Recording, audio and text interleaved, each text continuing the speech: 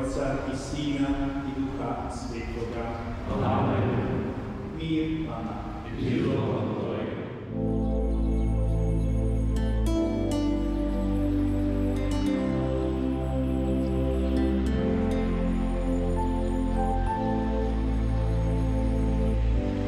Mi smo kao djeca učili nekad u školi, citirajući jednog rusnog poznatoga pisca, pjesnika Maksima Gorkog, čovjek kako to gordo zvuči.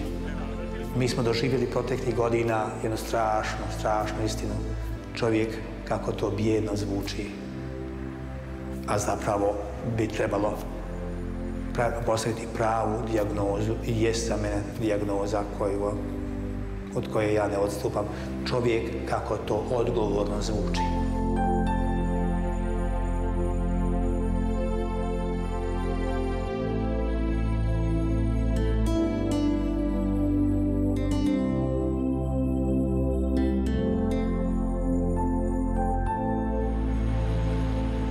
Za mene vjera u Boga znači opredjeljivanje za onoga za koga se Bog opredijelio kada je, kako mi to kršćani kažemo, postao čovjekom u svom utjelovljenju, odakle opredjeljenje za čovjeka. Po završetku 8-godišnjeg školovanja ovdje u Banja Luci i meni su se otvarala, da kao i svim drugim dječacima i djevojčicama moga uzrasta, druge mogućnosti školovanja, da li na zanat, da li neku drugu školu učiti. Evo, ja sam stjecajem okolnosti, zapravo dakako svjesno krenuo jednim putem, dakako na kojem se nisam pokajao. Iako tada u školi nije bilo službene vjeronaučne pouke, mi smo, zahvaljujući našem roditeljskom odgoju kod kuće, ipak stekli određena predznanja i o vjeri i o životu vjernika. Tako da sam i ja sam želio još više upoznati ono što čini poslanje crkve. I tražio sam imali te škole igdje gdje ja mogu još malo nešto više proširiti svoje horizonte od onoga što nam se tada službeno u tadašnjem ozračju, tadašnjega i državnog sistema nudilo. Tako sam došao u klasičnu gimnaziju i gdje sam studirajući i povijest i starih naroda i klasične jezike i filozofiju i psihologiju, dobivao nove horizonte, širio vidokrug svoga i vlastitoga življenja i postavljao sebe negdje u taj koloplet zbivanja i oko sebe i koloplet zapravo sudbina ljudi.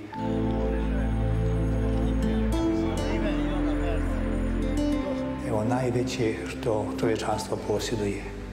Čovjek sa svojim dostojanstvom, sa svojim neupitnim pravima na život dostojan čovjeka.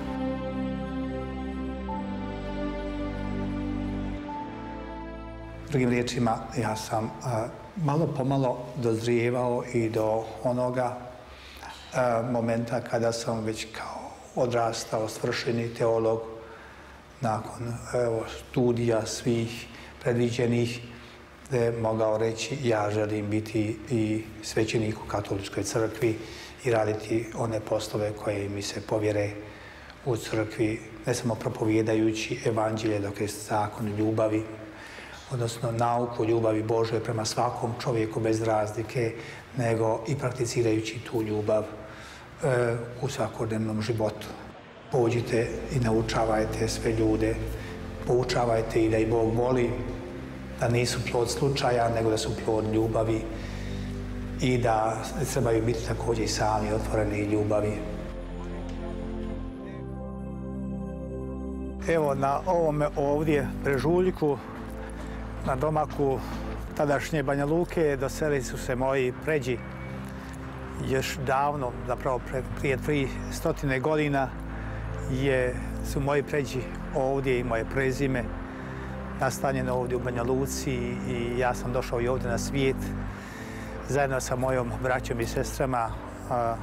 Ovdje su pokojni moj otac i majka pravo na ovom mjestu prije koji 70 godina zasnovali svoj zajednički brak i donijeli na svijet nas 11 djece.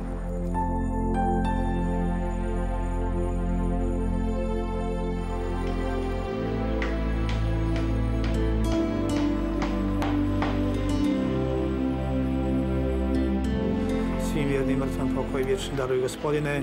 Ja ne mogu dovoljno biti zahvalan Bogu što mi je dao ovakove roditelje, vrlo plemenite, vrlo požrtvovne, koji su se međusobno kao bračni drugovi jako voljeli i sve su činili za nas, za djecu, da nas osposobe da budemo ljudi što ispravnijeg načina življenja, da budemo ljudi altruisti, da budemo ljudi pošteni, radišni, da ne živimo na račun drugih, nego da se zalažemo za druge. Tebi se tad moli sakrat, a ti blažiš tugu i jad.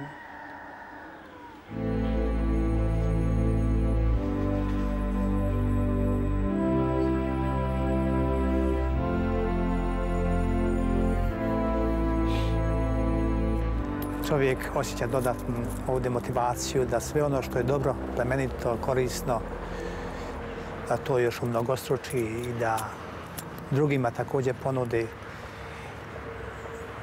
Iako moji roditelji, kažem, bili su, tako se zvani, jednostavni ljudi, ali bili su izvrsni pedagozi, znali su ispravno odgajati nas, djecu,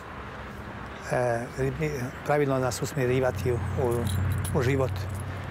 Ne samo zato što nas je bilo puno i što smo jedni i druge također međusobno pomagali, evo, u odricanju u korist drugih, nego što smo od roditelja navikli da se također u životu borimo i za istinu, i za pravednost, i za pobjedu dobra i pobjedu ljubavi.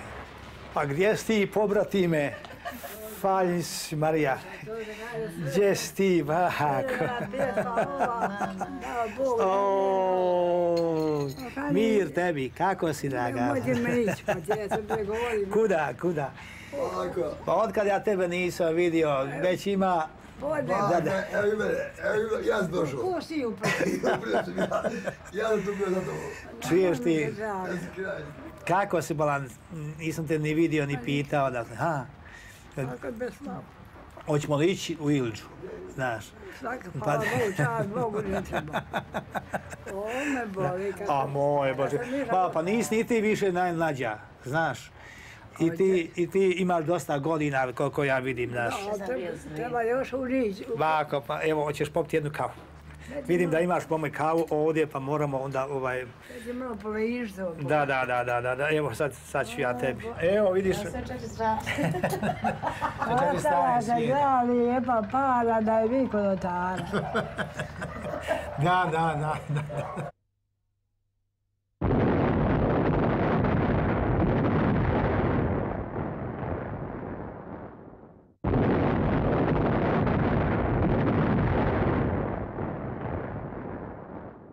Rat, posljednji rat u prošlom stoljeću na području Europe zbio se, nažalost, na prostoru bivše države Jugoslavije. I posebno dramatično upravo u ovom dijelu te bivše države u mojoj domovini Bosni i Hercegovini, koja je po svome sastavu zapravo prototip Europe. Kao malo gdje u cijeloj Europi, upravo na području Bosne i Hercegovine, susreću se mnoge različitosti i usklađuju se u jednu poželjnu, divnu simbiozu. Tu su i različiti narodi, različite kulture, različite vjere, pa ako hoćete i svjetonazori. Na jednom uskom području uvijek iznova nastojali u jedan lijepi mozaik pretočiti svoje kvalitete i stvarati jednu divnu baštu, jedan divni vrt zajedničkog suživota, o međusobnom respektiranju, uvažavanju, podržavanju, u afirmaciji svojih vlastitosti. Ali evo, kolo zla se zapetljalo i na ovom području i došlo je do nasilnog trganja onoga što je vjekovima nastojalo srašćavati se, ne prelijevajući se i ne gubeći svoj vlastiti identitet. Posebno dramatično se upravo na ovom području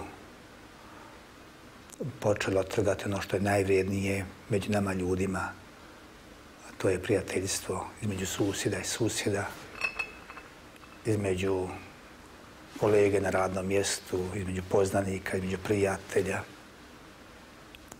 Preko noći su se počeli dizati neki novi zidovi, berlinski, kineski, ne znam kakvi sve. Nepovjerenje se, nažalost, uspjelo posijati u mnoge glava i u mnoga srca. I došlo je do naglog raslojavanja ljudi. Za mene, kao rođenog Banja Lučanina, kao čovjeka ovog podneblja, to je bilo nenormalno.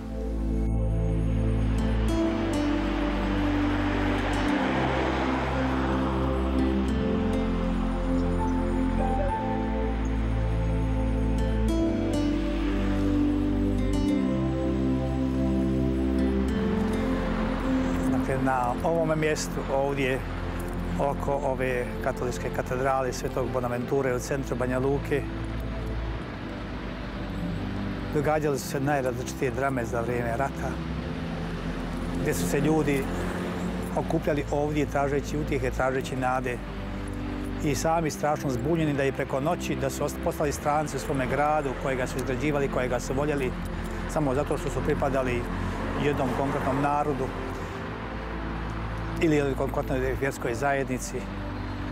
Nisu navikli na tako nešto, da su preko noći njihovi susjedi, tako reći, bili zaduženi, da ih neprijateljski gledaju, da ih progone.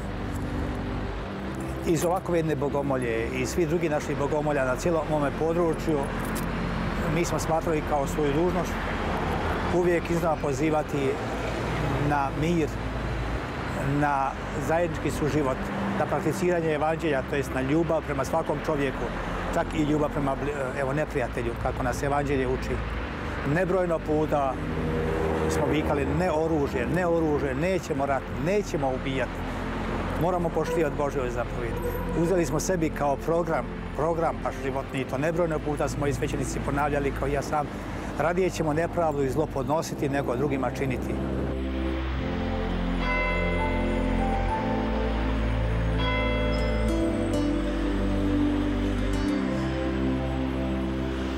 I sjećam se vrlo dobro jednog razgovora sa generalom ovdašnji kojega sam ja pitao, generale, šta to radite za ime Bože, zašto ubijate ljude nedužne? Ništa vam nismo krivi. Zašto gazite onoga za kojega ste se kleli da ćete ga braniti? Onoga koji vam je dao kruh, koji vas je školovao? On je rekao, ja moram izdržavati ono što mi je naređeno, biskupe, u ovom ratu. Svi smo mi gubitnici, jer ako ima pobjednika, onda ste vi pobjednik. Ja sam rekao, generale, oprostite, ali to je podvala. Vi dobro znate da ja ne vodim nikakvu vojsku protiv vas. Da je moje propovijedati mir, propovijedati praštanje, propovijedati zajednički život, propovijedati ljubav i dobrotu. I on mi je rekao, ne upokojimo duši, umro je. Međuvremenu rekao, mi smo očekivali od vas da ćete vi drugačije se vladati, ali vi ste se drugačije ponijeli miroljubivo i tako ste spasili svoj narod, katolike, a spasili ste jednaki broj naših glava i on to ne smijemo zaboraviti. Taj čovjek koji je bio vojnik, koji kaže da je morao slušati naredbe političara tadašnji, on je dobro znao i hvala Bogu da je znao kako je vrijedan čovjekov život, što znači spasiti jedan život. I zato i zahvaljujem svakom čovjeku koji je barem evo manje zlo učinio ako nije mogao totalno zlo izbjeći da ne čini zlo. Ali naša je bila dužnost ovdje da ostanemo dosljedni sebi, to jest ako kažemo da smo vjernici, da vjerujemo u Boga koji je čovjekoljubac koji se potpuno stavio na stranu čovjeka, onda moramo i sami se u zgodno i nezgodno vrijeme staviti na stranu čovjeka. U zgodno i nezgodno vrijeme diži svoj glas u obranu obespravljenih i traži od svih onih koji su zaduženi da štite također dostojanstvo i život čovjeka, da to isto tako rade.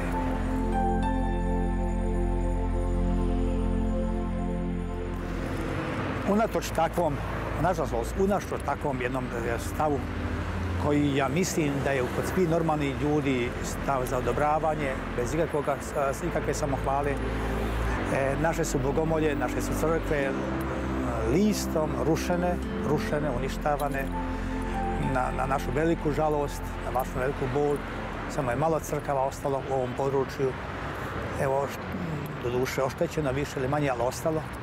Najveća većina, 95% je bogomolja i crkvenih zdanja je uništeno, iako ovdje nije bilo nikakvih ratnih okršaja, ali to je bio, nažalost, dio tadašnjeg jednog rasističkog, fašistoidnog plana. Kad sam ja pitao tada moćnike zašto rušite crkve, šta su vam crkve krive? Pa u crkvama se propovjeda ljubav, propovjeda se dobrota. Zar nemoguće da vi niste na strani ljubavi i dobrote? I za mene zapanjujući bio odgovor, mi znamo, biskupe, da su crkve srce vašeg zajedništva, vas vjernika. I ako uništimo srce, onda ćemo uništiti vaše zajedništvo. Nama je cilj da vi odete odavde. Vi morate ići odavde, biskupe. Vi morate ići odavde.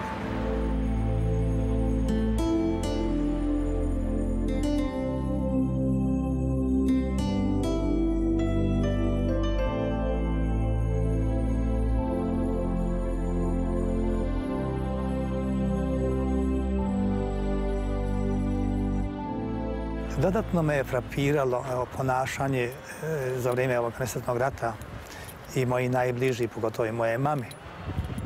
Ona je bila već starica, 85 godina, ovdje kad joj je predstavnik vlasti ovdašnje došao ovdje na naš kućni prag i traži od nje ultimativno, kao od biskupove matere, kako on to kaže, da napusti kuću za 5 minuta ili će joj preradat vrat. Pa se mama, barem tako rekla, pita mene, ja sam se začudila, dijete, drago, šta ti pada na pamet, pa ovo je moja kuća. Ne, ovo je velika Srbija, moraš ići iz ove kuće. Otkud je mami bilo toliko snage da kaže, pa šta mene briga što je velika Srbija, ja sam velika Srbija. Ovo je moja kuća. Kad sam se ja rodila, ovdje je bila Austrija. Što se države mijenjaju, nisam ja za to kriva. Ja sam ovdje rodila 11 djece u ovoj kući, 66 godina živim u ovoj kući, sada moram napustiti tu kuću. To je ženi koja nije prošla puno svijeta, niti je studirala velike studije. Bilo je najnormalnije da čovjek ima pravo na svoju kuću, na svoj rodni kraj, na svoju domovinu, na svoje ognjište. To je dio njegove svetinje. I otkinuti čovjeku to pravo na njegovu svetinju, znači ubiti ga, duboko ga poniziti, pretirati. Nažalost, evo, morala je napustiti također kuću. Ja sam komentirala, sila Boga ne moli, a Bog silu ne voli. Ako je tako, ako je to naredba, ja ću otići. Otišla je samo u sobu, obukla najnoviju bluzu i stavila najnoviju maramu na vrat i izašla bez riječi. Mene svi pitaju kako je tvoja mama onako mlada u licu, čime se ona onako maže da je tako svježa u licu, iako ima 90 i više godina. A ja sam njima rekao, mama kaže, nisam lijepa. Nisam ni ružna. Da. A nisam nikom, kako ono kaže, nisam nikom za pomadu dužna. Nisam lijepa ni previše ružna, a nikom nisam za pomadu dužna. Evo tu je ranije, pa se kaži to. To je avion, mama, moraju prolaziti ovdje, kad avioni tuda prolaze. Šta sad moraš? Još negdje raga idu. Da. Nek prolaze, svaki ide svojim kući, znaš.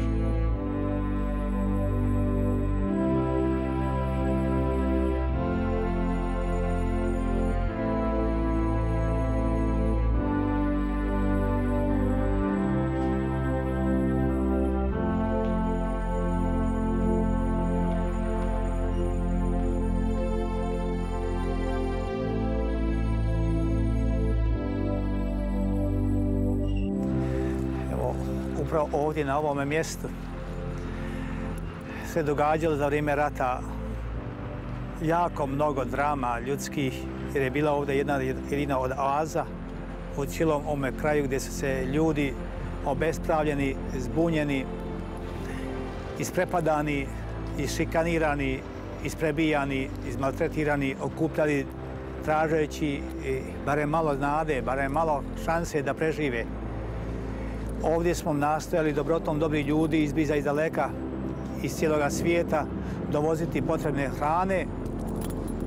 I ovdje je bila baraka iza mene, uz kuću, gdje smo mi onda tu hranu koju smo dobili dijelili ljudima koji je svaki dan bilo ovdje 200-300, koji su uzimali hranu, koji su, bez obzira kojoj narodu pripadali, koji su ovdje osjećali da je ovdje ipak netko na njihovoj strani.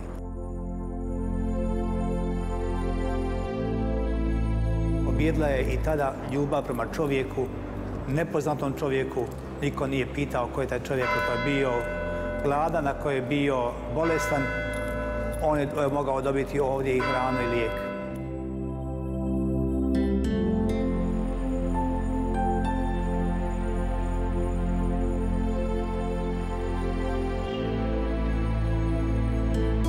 Ova zgrada biskupskog ordinarijata i biskupske rezidencije Banjalučkog katoličkog biskupa, koja je napravljena prije 120 godina, vjerujem da nikada nije sanjala da će doživjeti zadnje desetljeće prošlog stoljeća prenamjenu, jer je umjesto biskupa i njegovih prvih suradnika i kancelarija i knjižnice i arhiva zapravo udomila ovdje mnoge Banjalučane i ljude cijele ove regije koji su preko noći ostali bez socijalnog osiguranja, bez bolesničke sigurnosti, a postali su bolesnici i na duši i na tijelu. Za mene nije bilo nikakve dvojbe što je bilo vrijednije, ili kancelarije, ili arhiv, ili knjižnica, ili moje sobe, ili sobe mojih prvih suradnika. Ja sam nastojao najprije udomiti one koji su bili i sami prognani iz svojih kuća i koji su bili bolesni, a nisu imali pravo na liječnički tretman, na liječenje, niti su imali mogućnost platiti lijekove, niti doći do pregleda.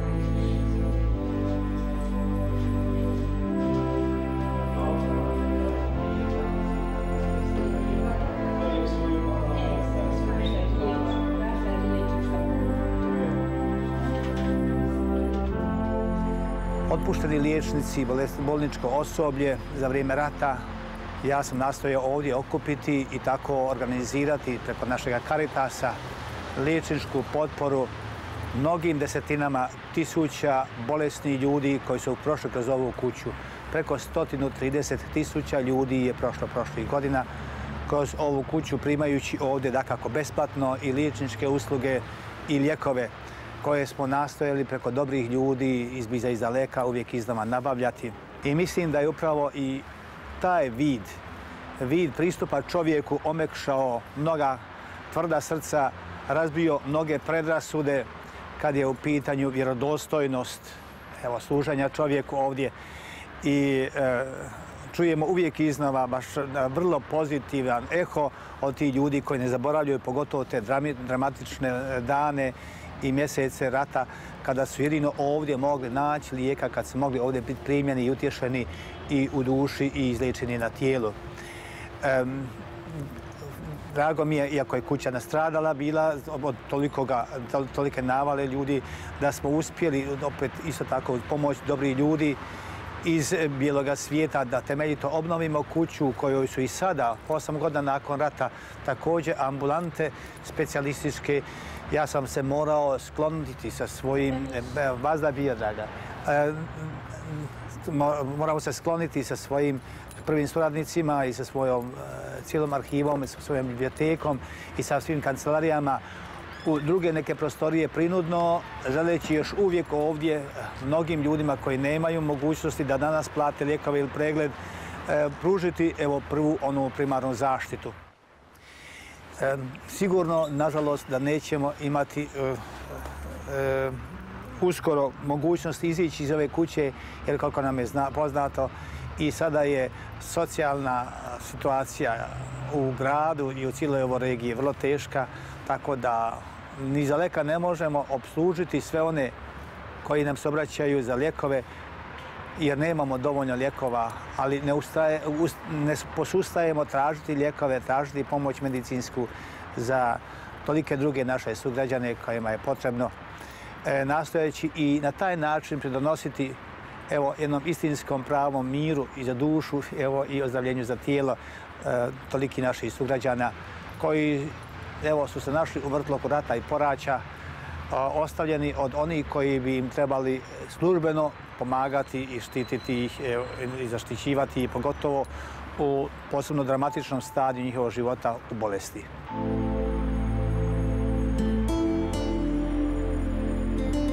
Nažalost, i danas nije prestalo puno. Još uvijek nevolje, svaki dan kucaju novi ljudi na naša vrata, i vrata srca i vrata stana, i naša je dužnost da i danas pomažemo brisati suze, žalostnice, suze ljudi koji su pogaženi u svome dostojanstvu, da im pomažemo koliko je god moguće da ne izgube nadu.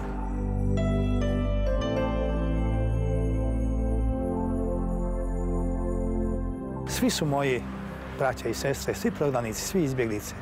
Dok god nema ovdje naših susjeda toliki koji su prognani, koji se ne mogu još vratiti svoje kuće, svoje domove, dok im se to osporava i od strane lokalnih političara i od međunarodnih političara, meni ne može biti lijepo.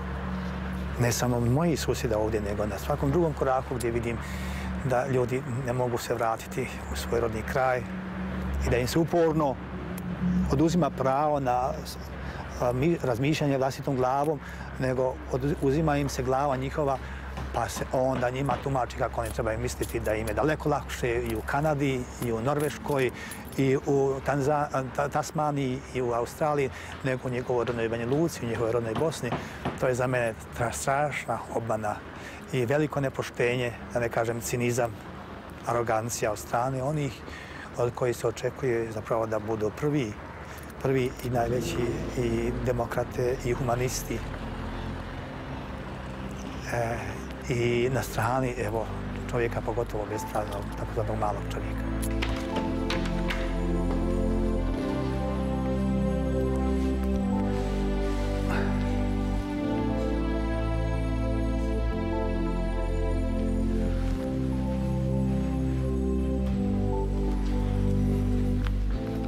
Osobno sam doživio doista, osim teških trenutaka i drama, jer su tuđe drame i tuđi trenuci bile moje drame i moji trenuci proteklih godina. Ali osobno sam doživio doista jedan jedinstveni, neponovljiv trenutak kada nas je pohodio ovdje u Banja Luci, rekli bismo s pravom, najveći mirotvorac suvremenog svijeta, istinski čovjekoljubac, papa Ivan Pavao II.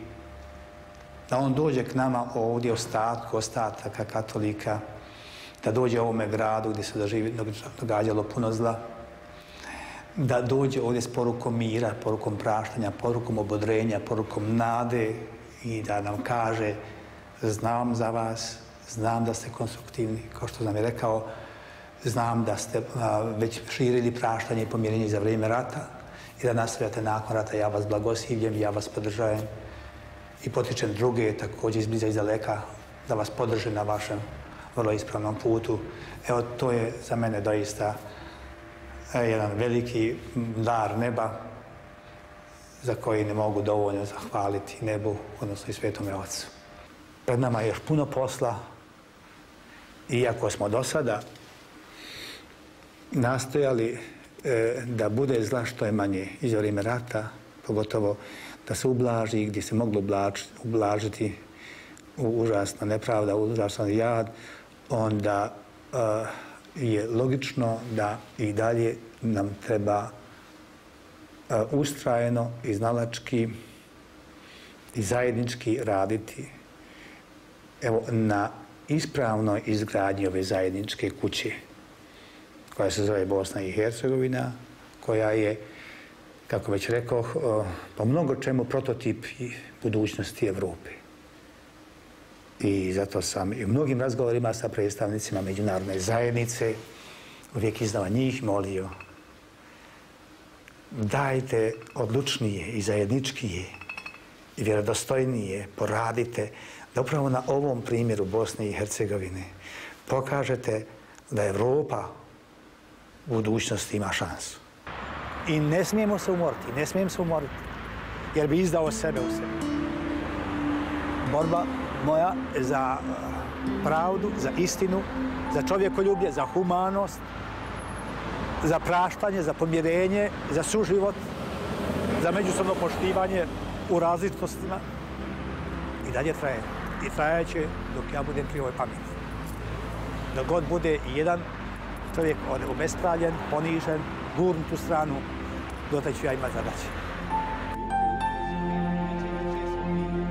Mi smo kao djeca učili nekad u školi, citirajući mnoga rusnog poznatoga pisca, pjesnika Maksima Gorkog, čovjek kako to gordo zvuči. Mi smo doživjeli proteklih godina jednu strašnu istinu. Čovjek kako to bijedno zvuči. A zapravo bi trebalo postaviti pravu dijagnozu i jest za mene dijagnoza od koje ja ne odstupam. Čovjek kako to odgovorno zvuči.